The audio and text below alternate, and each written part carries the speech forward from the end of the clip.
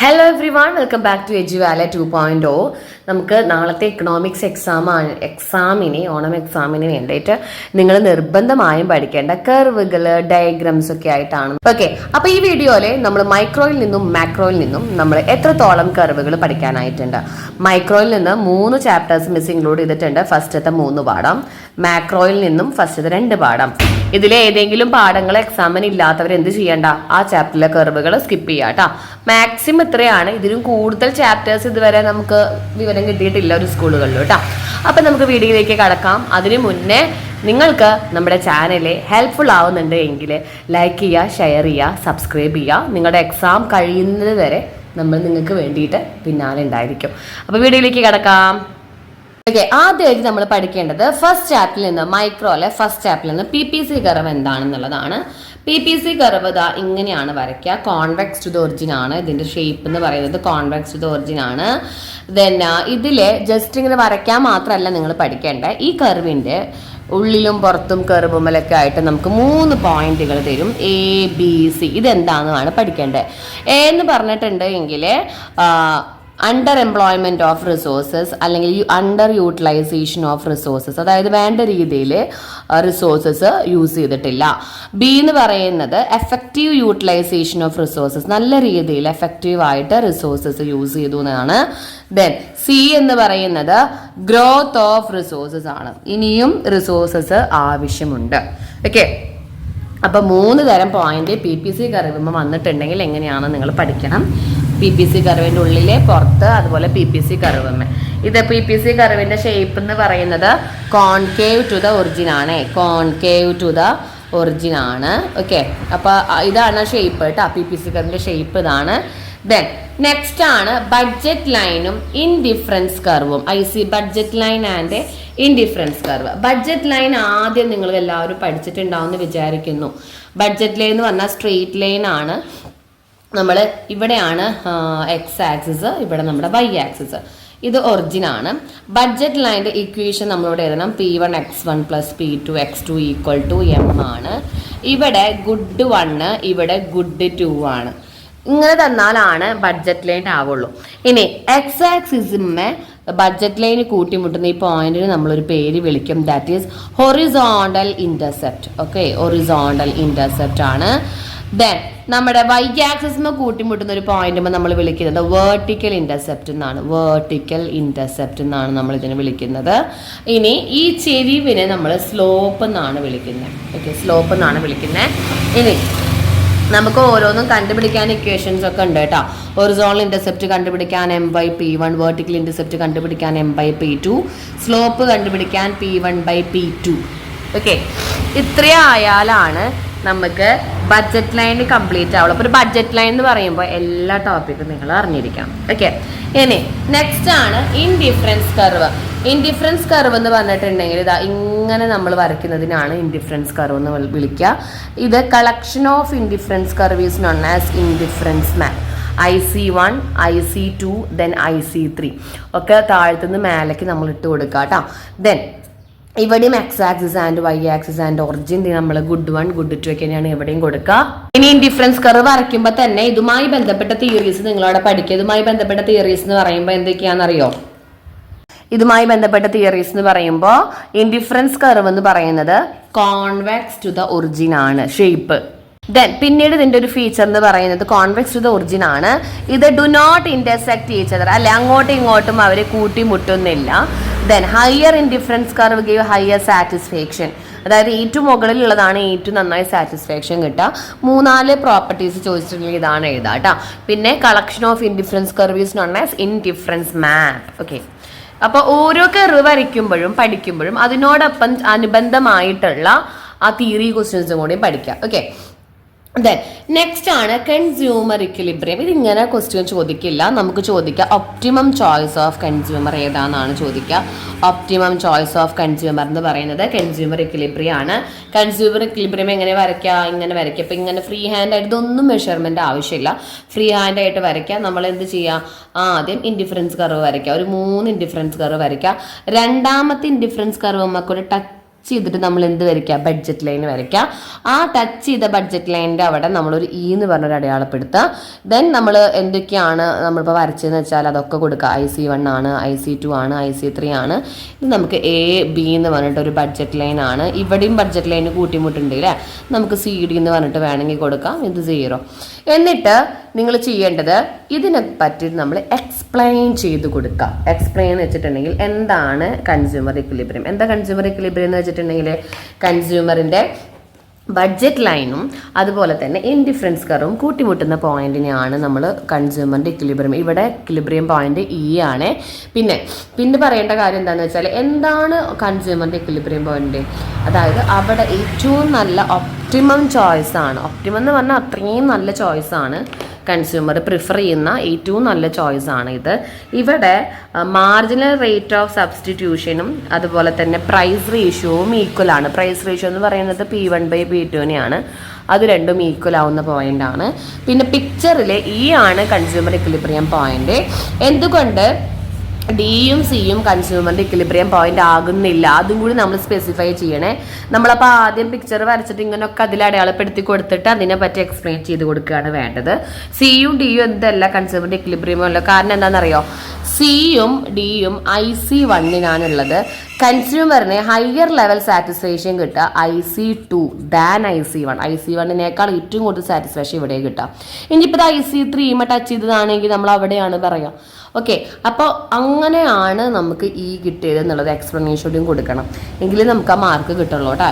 എന്താണ് consumer equilibrium point, then ഏതാണ് consumer equilibrium point, എന്തുകൊണ്ടാണ് ബാക്കി രണ്ടെണ്ണം കൺസ്യൂമർ ഇക്വിലിബ്രിയം പോയിന്റ് ആവാത്തത്, പിന്നെ ബഡ്ജറ്റ് ലൈനും ഇൻഡിഫറൻസ് കർവും കൂട്ടിമുട്ടുന്നതാണെന്നൊക്കെ പറഞ്ഞ്, പിന്നെ മാർജിനൽ റേറ്റ് ഓഫ് സബ്സ്റ്റിറ്റ്യൂഷനും പ്രൈസ് റേഷ്യോയും ഈക്വൽ ആവുന്ന പോയിന്റ് ആണ് എന്നൊക്കെ പറഞ്ഞിട്ട് വേണം നമ്മൾ എക്സ്പ്ലനേഷൻ കൊടുക്കാൻ.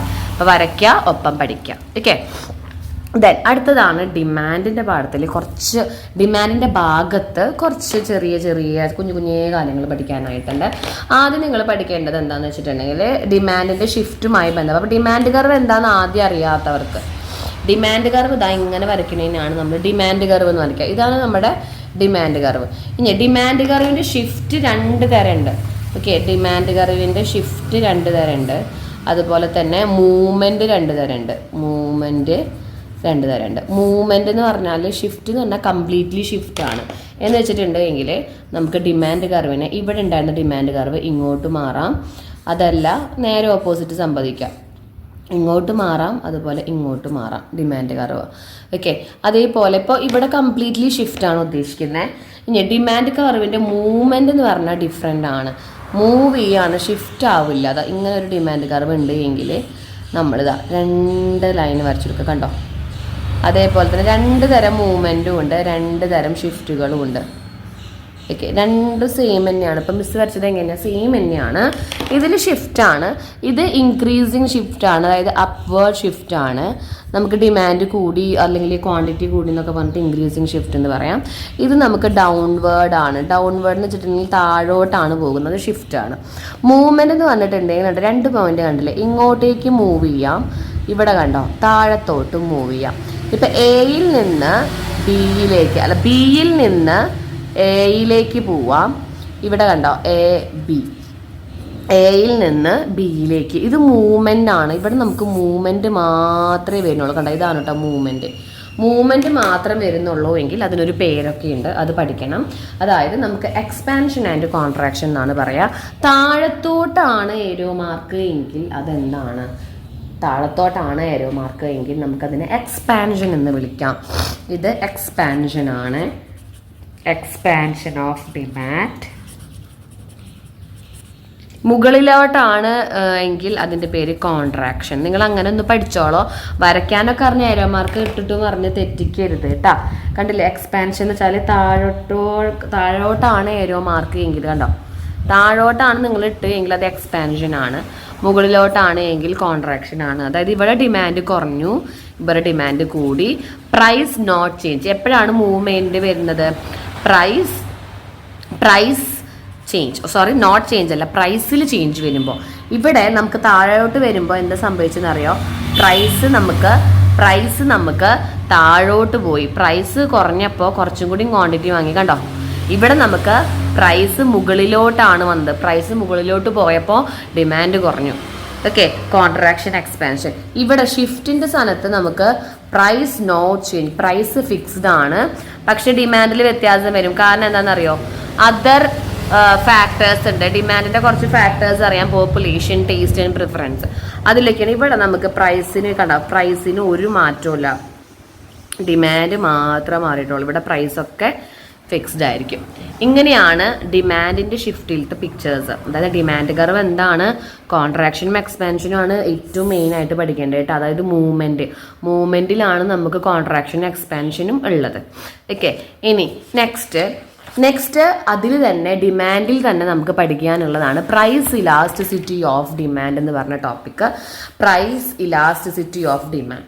പ്രൈസ് ഇലാസ്റ്റിറ്റി ഓഫ് ഡിമാൻഡ് എന്ന് പറയുമ്പോൾ, പ്രൈസ് ഇലാസ്റ്റിറ്റി എന്ന് നമ്മൾ പറയുമ്പോൾ നിങ്ങളിവിടെ പഠിക്കേണ്ടത് ഇലാസ്റ്റിറ്റി ഓഫ് ഡിമാൻഡിനെ കുറിച്ചിട്ടല്ല, അതിൻ്റെ കർവുകൾ. അതായത് 5 ഡിഗ്രീസ്, 2 തരം കർവാണ് നമുക്കിവിടെ പഠിക്കാനുള്ളത്. നിങ്ങൾ ആദ്യം ഒരു ഡിമാൻഡ് കർവ് വരച്ചിട്ട് ഇതിനെ ലീനിയർ ഡിമാൻഡ് കർവിൽ എങ്ങനെയാണ് ഇലാസ്റ്റിസിറ്റി ഓഫ് ഡിമാൻഡ്. അപ്പോൾ നിങ്ങളൊന്നും ചെയ്യേണ്ട, ഇങ്ങനൊരു ഡിമാൻഡ് കർവ് നിങ്ങൾക്ക് ക്വസ്റ്റ്യനിൽ തന്നിട്ടുണ്ടാവും. എന്നിട്ട് ഇലാസ്റ്റിസിറ്റി ഓഫ് ഡിമാൻഡ് ആയിരിക്കും നമുക്ക് ക്വസ്റ്റ്യൻ ഉണ്ടാവുക. ആ ഇലാസ്റ്റിസിറ്റി എന്ന് പറയുന്നത് നമുക്ക് ഇവിടെ ഓരോ പോയിന്റുകൾ ഒരു പ്ലോട്ട് ചെയ്തിട്ട് ഇതിൻ്റെ ഉള്ളിലൊക്കെ പ്ലോട്ട് ചെയ്തിട്ട് എന്നിട്ട് ഇവിടെ എത്രയാണ് ഇലാസ്റ്റിസിറ്റി ഓഫ് ഡിമാൻഡ്, ഇവിടെ എത്രയാണ് പ്രൈസ് ഇലാസ്റ്റിസിറ്റി, ഇവിടെ എത്രയാണെന്നൊക്കെ നമ്മളോട് ചോദിക്കും. എന്നിട്ട് ഇതൊക്കെ ഫിൽ ചെയ്ത ബ്ലാങ്ക്സ് ആയിരിക്കും കേട്ടോ. അതായത് 5 മാർക്കിന്റെ ക്വസ്റ്റ്യൻ ആയിരിക്കും. അപ്പം നിങ്ങൾ എന്ത് ചെയ്യുക, ഒരു ഡിമാൻഡ് കർവിൽ ഇതേപോലെ പ്രൈസ് ഇലാസ്റ്റിസിറ്റി, അതാണ് ക്വസ്റ്റ്യൻ, ഇലാസ്റ്റിസിറ്റി ഓഫ് ഡിമാൻഡ് ആണ് ക്വസ്റ്റ്യൻ വന്നത് എങ്കിൽ നടുവിലാണ് പോയിന്റ് എങ്കിൽ ഇലാസ്റ്റിസിറ്റി ഓഫ് ഡിമാൻഡ് 1 ആയിരിക്കും. ഇവിടെ ഇലാസ്റ്റിസിറ്റി ഓഫ് ഡിമാൻഡ് ഇൻഫിനിറ്റ് ആയിരിക്കും, താഴെ 0 ആയിരിക്കും. ഇവിടെ ഗ്രേറ്റർ ദാൻ 1ഉം ഇവിടെ ലെസ് ദാൻ 1ഉം. ഇതാണ് നിങ്ങൾ എഴുതേണ്ട ആൻസർ. അപ്പോൾ പ്രൈസ് ഇലാസ്റ്റിസിറ്റി ഓഫ് ഡിമാൻഡിൻ്റെ ക്വസ്റ്റ്യൻ വന്നിട്ട് കർവാണ് തന്നിട്ട് ഇവിടെയൊക്കെ പോയിന്റ് പ്ലോട്ട് ചെയ്തിട്ട് ചോദിച്ചു കഴിഞ്ഞാൽ ഇതാണ് ആൻസർ. മുകളിൽ ഇൻഫിനിറ്റ് ആണെങ്കിൽ താഴെ 0, നടുവിൽ 1, മേലെ ഗ്രേറ്റർ ദാൻ 1, ഇതിൻ്റെ ഇടയിൽ ലെസ് ദാൻ 1. ഇനി ഇതിന്റെ കൂടെ നിങ്ങൾ പഠിക്കേണ്ടത് പ്രൈസ് ഇലാസ്റ്റിസിറ്റി, ഒരു 5 ഡിഗ്രീസ് ഓഫ് പ്രൈസ് ഇലാസ്റ്റിസിറ്റീസ് ഉണ്ട്. അത് നമുക്ക് 5 മാർക്കിന് സെപ്പറേറ്റ് തിയറി യൂസിനൊക്കെ ആയിട്ട് നമുക്ക് ചോദിക്കാറുണ്ട്. ആ 5 എണ്ണം നമ്മളവിടെ പഠിക്കണം. 5 എണ്ണം എന്ന് പറയുമ്പോൾ 5 ഇലാസ്റ്റിസിറ്റി ഓഫ് ഡിമാൻഡ്. ആദ്യം നമുക്ക് കുറച്ച് ഫ്ലാറ്റ് ആയിട്ട് വരയ്ക്കാം. അതങ്ങനെ നമുക്ക് ഫ്ലാറ്റ് ആയിട്ട് വരയ്ക്കാം. ഇവിടെ ഉണ്ടായിരുന്നത് ഇങ്ങോട്ടേക്ക് എത്തി, കണ്ടോ? അടുത്ത് പിന്നെ നമുക്ക് വേണമെങ്കിൽ ഒന്ന് എന്താ പറയുക, സ്റ്റീപ്പായിട്ട് വരയ്ക്കാം. ഫ്ലാറ്റ് ആയിട്ട് പഠിച്ചതിൻ്റെ നേരെ ഓപ്പോസിറ്റ് എന്ന് പറയുമ്പോൾ കുറച്ച് ചുരുക്കി വരയ്ക്കാം. അതായത് ഇങ്ങനെ ഉണ്ടായിരുന്ന ഡിമാൻഡ് കർവിൻ്റെ തൊട്ട് ഡിസ്റ്റൻസ് കുറവായിട്ട്, ഇവിടെ ഡിസ്റ്റൻസ് കൂട്ടിയില്ലോ, ഡിസ്റ്റൻസ് കുറവായിട്ട് വരയ്ക്കുക. കണ്ട, അപ്പോൾ ഈ ഡിമാൻഡ് കർവ് ഇങ്ങനെയായി. പിന്നെ നമ്മൾ ഒരെണ്ണം വരയ്ക്കേണ്ടത് സ്ട്രെയിറ്റ് ലൈന്, പിന്നെ നമ്മളൊന്ന് പെർപെൻഡിക്കുലർ. ഇതിലൊന്നും പെടാത്തൊരു സാധനം ഉണ്ട്, ദാറ്റ് ഈസ് ഇതാണ് 5 തരം 5 degrees of elasticity of demand. ഇങ്ങനെ വരച്ചു വെച്ചാൽ മാത്രം പോരാട്ടോ. ഇത് എന്തൊക്കെയാണ്, ഇതിന്റെ പേരെന്താണ്, ഓരോന്നിലും എത്രയാണ് ഇലാസ്റ്റിസിറ്റി, അത്രയും കൂടിയും പഠിക്കണം. അപ്പം നമ്മൾ ഫ്ലാറ്റ് ആയിട്ട് വരച്ചില്ലേ, ഇവിടെ ഇലാസ്റ്റിസിറ്റി ഓഫ് ഡിമാൻഡ് നമുക്ക് ഗ്രേറ്റർ ദാൻ 1 ആണ്. അപ്പം നമ്മൾ സ്റ്റീപ്പായിട്ട് വരച്ചത് elasticity of demand less than 1 ആയിരിക്കും, ലെസ് ദാൻ 1 ആണ്. ഇനി ഫ്ലാറ്റ് ആയിട്ട് നമ്മൾ പാരലൽ ടു എക്സ് ആക്സിസ് വരച്ച സ്ഥലത്ത് ഇലാസ്റ്റിസിറ്റി ഓഫ് ഡിമാൻഡ് ഇൻഫിനിറ്റ് ആണ്. ഇവിടെ ഇലാസ്റ്റിസിറ്റി ഓഫ് ഡിമാൻഡ് 0 ആയിരിക്കും. ദെൻ ഇവിടെ elasticity of demand equal to 1 ആയിരിക്കും. അത് പഠിച്ചു. ഇനി ഇവർക്കൊക്കെ ഓരോ പേരുകളുണ്ട്, പേരുകൾ നമ്മൾ അറിയണം. ഇങ്ങനെയുള്ള ഈ ഷേപ്പിന്റെ പേരാണ് റെക്ടാങ്കുലർ ഹൈപ്പർബോള എന്നാണ് ഷേപ്പിനെ വിളിക്കുക. ഈ ഡിമാൻഡ് കർവിനെ നമ്മൾ വിളിക്കുന്നത് യൂണിറ്ററി ഇലാസ്റ്റിക് ഡിമാൻഡ് എന്നാണ്. Unitary elastic demand. നമ്മൾ പെർപെൻഡിക്കുലർ ആയിട്ട് വരച്ചില്ലേ എക്സ് ആക്സിസിന്റെ, ഇത് പെർഫെക്റ്റ്ലി ഇൻഇലാസ്റ്റിക്. ഓക്കെ, ഇനി നമ്മൾ പാരലൽ ആയിട്ട് വരച്ചില്ലേ, ഇത് പെർഫെക്റ്റ്ലി ഇലാസ്റ്റിക് ഡിമാൻഡ് കർവ് ആയിരിക്കും. പിന്നെ ഈ സ്റ്റീപ്പായിട്ട് വരച്ച ഈ ഡിമാൻഡ് കർവ് ഇൻഇലാസ്റ്റിക് ആണ്. ഇൻഇലാസ്റ്റിക് എന്ന് വെച്ചാൽ ഇലാസ്റ്റിക് ഇല്ലാതെ, ഇത് ഇലാസ്റ്റിക് ഡിമാൻഡ് കർവ്. കണ്ട, അപ്പോൾ ഓരോ പേരും പഠിക്കണം, ആ കർവും വരയ്ക്കണം. ഇത്രമാത്രം പഠിച്ചാൽ മതി, എക്സ്പ്ലനേഷൻ ഒന്നും കൊടുക്കണ്ട കേട്ടോ. അപ്പോൾ ഫസ്റ്റ് നമ്മൾ ഡിമാൻഡ് കർവ് ഇലാസ്റ്റിറ്റി കൂടുതലാണ് എങ്കിൽ ഇലാസ്റ്റിക് ആണ്, കുറവാണ് എങ്കിൽ ഇൻഇലാസ്റ്റിക് ആണ്. ഇങ്ങനെയാണെങ്കിൽ perfectly inelastic and equal to 1 ആണ് എങ്കിൽ അത് യൂണിറ്ററി ഇലാസ്റ്റിക്. ഈ 5 മാർക്കിനെ വരെ വരയ്ക്കുക. എത്രയാണ്, എത്ര എഴുതിയാൽ മതി, ഇതിൽ കൂടുതലൊന്നും എഴുതണ്ട. ഓക്കെ, ഫസ്റ്റ് ചാപ്റ്ററിൽ ഏകദേശം നമ്മുടെ കർവുകളൊക്കെ കഴിഞ്ഞു. നെക്സ്റ്റ് ആണ് ലോ ഓഫ് വാരിയബിൾ പ്രൊപ്പോർഷൻ. നമ്മുടെ തേർഡ് ചാപ്റ്റർ ആണ്. തേർഡ് ചാപ്റ്റർ ഇല്ലാത്ത കുട്ടികൾ ഈ ഒരു കർവ് ഇവിടെ സ്കിപ്പ് ചെയ്യാം. ഓക്കെ, ഇതിൽ എങ്ങനെയാണ് ലോ ഓഫ് വാരിയബിളിൻ്റെ കർവ് വരയ്ക്കാമെന്നാണ് മിസ് പറയുന്നുള്ളൂ. ആദ്യം നമ്മൾ ടി പി വരയ്ക്കണം. ഓക്കെ, ടി പി, ഇതാണ് ടി പി. ദെൻ പിന്നീട് ഇവിടെ നിന്ന് തുടങ്ങിയത് ഇങ്ങോട്ട് നമ്മൾ ഒരെണ്ണം എം പി, അത് എക്സ് ആക്സിസിൻ്റെ താഴത്തു കൂടെ വരണേ. ദെൻ നമ്മൾ ഇവിടെ നിന്ന് ഇങ്ങനെ സ്റ്റാർട്ട് ചെയ്ത് ഇങ്ങനെ ഒരെണ്ണം വരയ്ക്കുക. ഇത് എ പി കർവാണ്. എന്നിട്ട് ഇവിടെ കൂട്ടിമുട്ടിയിട്ടില്ലേ, ഈ പോയിന്റ് നമ്മൾ മേലോട്ടും താഴോട്ടും വരയ്ക്കണം. ഇവിടെ കൂട്ടിമുട്ടിയിട്ടില്ലേ, ഇത് നമ്മൾ മേലോട്ടും അതുപോലെ തന്നെ താഴോട്ടും വരയ്ക്കണം. ഇനി ഇതിൽ ഓരോ സ്റ്റേജ് നമ്മളിപ്പോൾ ഇങ്ങനെ ഡോട്ട് ഇട്ടത് ഓരോ സ്റ്റേജാണ്. First stage, second stage, then third stage. First സ്റ്റേജിൽ എ പിയും എം പിയും എ പിയും മൂന്നും ഇൻക്രീസിങ് ആണ്. അതുകൊണ്ട് ഫസ്റ്റ് സ്റ്റേജിൽ നമ്മൾ വിളിക്കുന്ന പേരാണ് increasing returns two factor. Increasing returns two factor. Second stage എന്ന് പറയുന്നത് നമ്മൾ മെല്ലെ മെല്ലെയാണ് ഉയരുന്നത്. രണ്ടും ഇത് കുറഞ്ഞു വരികയാണ് എം പി. സോ എല്ലാം കുറയുന്നത് കാരണം diminishing returns two factor, diminishing ആണ്. മൂന്നാമത്തെ സ്റ്റേജ് എന്ന് പറയുന്നതിൽ എം പി നെഗറ്റീവായി. ഇവിടെയാണ് നമ്മുടെ സീറോ അല്ലേ, ഇവിടെ നമ്മുടെ ഒറിജിനാണ്. ഇത് നെഗറ്റീവ് സെക്ഷനാണ്. ഇതിൻ്റെ താഴത്തേക്ക് വന്നാൽ നമുക്ക് നെഗറ്റീവായി. അപ്പം എം പി നെഗറ്റീവ് ആയത് കൊണ്ട് നമ്മൾ അവിടെ വിളിക്കുന്നത് നെഗറ്റീവ് റിട്ടേൺസ് ടു ഫാക്ടർ. അങ്ങനെ 3 തരം സ്റ്റേജുകളും ആ 3 തരം സ്റ്റേജുകളുമായിട്ടുള്ള എന്താണ് ഇവിടെ കാണുന്നതൊക്കെയാണ് ലോ ഓഫ് വാരിയബിളിലെ ഈ ഒരു പിക്ചർ ഡിഫൈൻ ചെയ്യുന്നത്. പിന്നെ എന്താണ് ലോ ഓഫ് വാരിയബിൾ എന്ന് വെച്ചാൽ ഇവിടെ നമ്മൾ number of variable input factor ആണ്. നമ്മൾ number of variable input factor increase ചെയ്യുന്തോറും ടി പിയും എം പിയും എ പിയും ഒക്കെ ഒരു സ്റ്റേജ് വരെ കൂടുന്നുള്ളൂ. പിന്നീട് അവരൊക്കെ ഡിക്ലൈൻഡ് ആവുകയാണ്. ആ ഒരു നയമാണ് law of variable proportion. Short റണ്ണിലെ ഒരു നയമാണ്. ഷോർട്ട് റൺ പ്രൊഡക്ഷൻ ഫംഗ്ഷൻ എന്ന് വിളിക്കും, മാർജിനൽ ഡിമിനിഷിങ് വാല്യൂ പ്രൊഡക്റ്റ് എന്ന് വിളിക്കും, പലതരം പേരുണ്ട് കേട്ടോ. അപ്പോൾ 3 സ്റ്റേജസ് ആണ് നമുക്കുള്ളത്. ഈ പിക്ചറാണ് ഇതിൻ്റെ മെയിൻ. ഈ പിക്ചർ വെച്ച് വരച്ചാലാണ് നമുക്കിത് കിട്ടുള്ളൂ. അപ്പോൾ പിക്ചർ അറിയാത്ത കുട്ടികളുണ്ട് എങ്കിൽ നോക്കുക എങ്ങനെയാണ് വരച്ചത്. ചെറുതായി വരയ്ക്കാനും അറിയണം കേട്ടോ. T P, then M P, then A P. കണ്ടോ, ഇത് 3 സ്റ്റേജും നമുക്ക് കിട്ടണം. 3 സ്റ്റേജ്. പിന്നെ ഇവിടെയാണ് ടി പി, താഴത്തോട്ട് പോണത് എം പി. ഇവിടെ ഒരാവശ്യമില്ലാത്ത ഒരാളാണ് ഈ എ പി എന്ന് പറഞ്ഞത്. എന്നാലും നമ്മൾ ആ എ പിനെ അവിടെ വരച്ച് വയ്ക്കാം. ഓക്കെ, മനസ്സിലാണെന്ന് വിചാരിക്കുന്നു. Law of variable. നെക്സ്റ്റ് ആണ് റിട്ടേൺ ടു സ്കെയിൽ. അതിന് ഒരു പിക്ചർ, ഇത് ലോങ് റണ്ണിലാണ്, ജസ്റ്റ് ഒരു വീട് വരയ്ക്കുന്നത് പോലെയുള്ളൂ. ഇത് increasing return to scale, constant return to scale, diminishing returns to scale. Okay, 3 stage just ഒന്ന് അറിഞ്ഞിരുന്നാൽ മാത്രം മതി. പിന്നീട് കോസ്റ്റ് കർവുകളുണ്ട്. കുറച്ച് കോസ്റ്റ് കർവുകൾ നമ്മൾ അറിയാനുണ്ട്. 3-ാം പാഠത്തിൽ തന്നെ. 3-ാം പാഠമില്ലാത്തവർക്ക് സ്കിപ്പ് ചെയ്യുക. നമ്മൾ മാക്രോയിൽ ഇങ്ങനൊരു സർക്കുലർ ഫ്ലോ കൂടി കഴിഞ്ഞാൽ നമ്മുടെ വീഡിയോ കഴിയും കേട്ടോ. കോസ്റ്റ് കർവിൽ പലതരം കോസ്റ്റ് കർവുകൾ നമ്മൾ പഠിച്ചിട്ടുണ്ട്. അതൊക്കെ നമ്മൾ പഠിക്കാം. ആദ്യം TFC ഇങ്ങനെയാണ് വരിക. ഓക്കെ, TFC ഇങ്ങനെ ഇവിടെ നിന്ന് എസ് തിരിച്ചിടുക. കണ്ടോ, ഇത് TVC, ഇത് TC, ഇത് TFC. ഇവിടുന്ന് സ്റ്റാർട്ട് ചെയ്യുന്നത് TC ആയിരിക്കും. ദെൻ അടുത്ത കുറച്ച് കർവുകൾ എന്ന് പറയുന്നത് ഇതാ, ഇത് SMC കർവ്, ടിക്ക് മാർക്ക് പോലെയാണ് പോകേണ്ടത്. ഇത് AVC, ദെൻ SAC, ഒരാളും കൂടി ഉണ്ട്, ദാറ്റ് ഈസ് AFC. ഈ AFC കർവ് റെക്ടാങ്കുലർ ഹൈപ്പർബോളയാണ്. ഇത് പഠിക്കാം. ദെൻ നമുക്ക് മാക്രോയിൽ ഒരു ഡയഗ്രാം പഠിക്കാനുണ്ട്. അത് സർക്കുലർ ഫ്ലോ ഓഫ് ഇൻകം ആണ്. സർക്കുലർ ഫ്ലോ ഓഫ് ഇൻകം എങ്ങനെയാണ് നമുക്ക് പറഞ്ഞു തന്നിട്ട് വേണം വരയ്ക്കാൻ. സർക്കുലർ ഫ്ലോ ഓഫ് ഇൻകം എന്ന് പറഞ്ഞാൽ നമ്മൾ ഇക്കോണമിയിലെ പലതരം സെക്ടേഴ്സ് ഉണ്ട് അല്ലേ. അപ്പോൾ 2 സെക്ടേഴ്സ് തമ്മിലുള്ള Inter dependence and Inter relationship എന്ന് വേണമെങ്കിൽ നമുക്ക് പറയാം. അതായത് ഫേമും ഹൗസ് ഹോൾഡും. ഫേമും ഹൗസ് ഹോൾഡും തമ്മിലുള്ള ആ ഒരു റിലേഷൻഷിപ്പിനെയാണ് നമ്മൾ എന്തെന്ന് വിളിക്കുന്നത്, സർക്കുലർ ഫ്ലോ ഓഫ് ഇൻകം എന്ന് നമ്മൾ വിളിക്കുന്നത്. ഫേം എന്ന് വെച്ചാൽ ആരാ, കമ്പനി അല്ലേ. ഹൗസ് ഹോൾഡ് എന്ന് വെച്ചാൽ വീട്ടുകാർക്ക് സാധനങ്ങൾ വാങ്ങണം വേണ്ടേ. അപ്പോൾ സാധനങ്ങൾ വാങ്ങാനായിട്ട് അവർ കാശൊക്കെ ആയിട്ട് എങ്ങോട്ട് വരും, ഫേമിൻ്റെ അടുത്തേക്ക് വരും, കടകളിലേക്ക്. അപ്പോൾ ഫേം വീട്ടുകാർക്ക് ആവശ്യമുള്ള എന്ത് കൊടുക്കും, ഗുഡ്സ് ആൻഡ് സർവീസസ് കൊടുക്കും. അപ്പോൾ ആരവിടെ ഗുഡ്സ് ആൻഡ് സർവീസസ് ഉണ്ടാക്കുന്ന ആള്, നമ്മുടെ ഫേമാണ്. അപ്പോൾ ഫേം ഗുഡ്സ് ആൻഡ് സർവീസസ് കൊടുത്തു എന്ന് പറഞ്ഞിട്ട് ഒരു പാത്ത് വരച്ചിട്ട് അപ്പം തന്നെ നമ്മൾ അതുമ്മ എഴുതണം അതെന്തിൻ്റെ പാത്തായിരുന്നു, ഗുഡ്സ് ആൻഡ് സർവീസസിന്റെ പാത്താകും നമുക്ക് തെറ്റിപ്പോവും. ഓരോന്ന് വരച്ച അപ്പം തന്നെ ഏതത് ഗുഡ്സ് ആൻഡ് സർവീസസ് ആണ്. ഇനി വെറുതെ ഗുഡ്സ് ആൻഡ് സർവീസസ് കിട്ടുമോ? അവരതിന് തിരിച്ച് പകരം ക്യാഷ് കൊടുക്കണ്ടേ? അപ്പൊ നമ്മൾ തിരിച്ച് ഇവിടേക്ക് ക്യാഷ് കൊടുത്തു.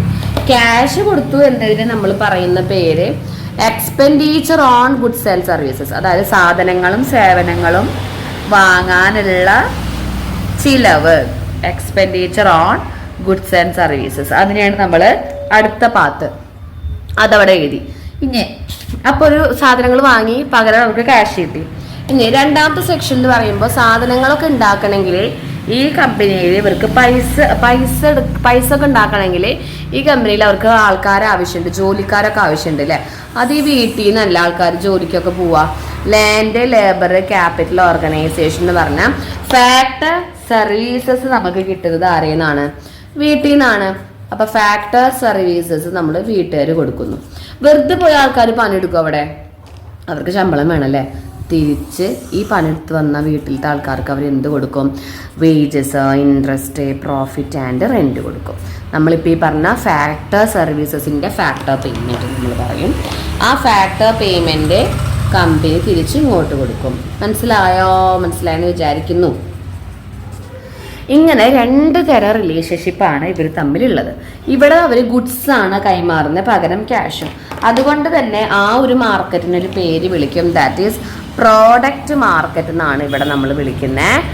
ദെൻ ഇവിടെ നമ്മൾ എക്സ്ചേഞ്ച് ചെയ്യുന്നത് ഫാക്ടറികളാണ്. സോ ഇത് ഫാക്ടർ മാർക്കറ്റ് എന്നാണ് നമ്മൾ വിളിക്കുന്നത്.